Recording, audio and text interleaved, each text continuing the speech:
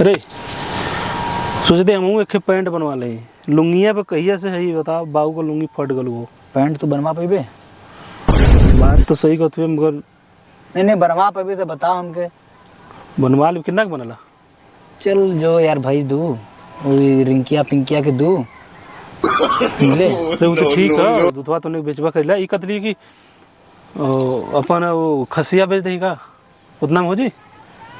कोई घर बिका जाई तो पैंट शर्ट बनवाएंगे। अरे इतना महंगा नहीं मिलला। तू कितना में पहन ले? अब बता दे मतलब तोर बिका गल होई, तू तो रोड पर आ गेल तब तक है ना?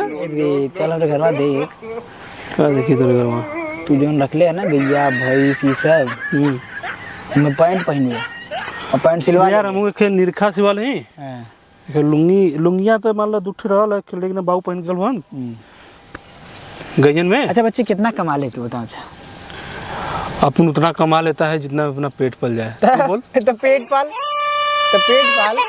सपना क्या पल ले हुए कमा 10 रुपया, सपना पाला तो 1000 रुपया। कौ रुपये मीटर मिली यार? अरे बाबू चल बाबू बताए ना तो कुल घर खानदान बिका जी बता थे ना जो पहले वो ठीक है। देख मन करो तो हम हीरो आदमी है हमने किराया दे। तू हीरो हुए अभी मजा आएगा ना भिड़। क्या लगा तुझे बकवास करते बता बता बता बता।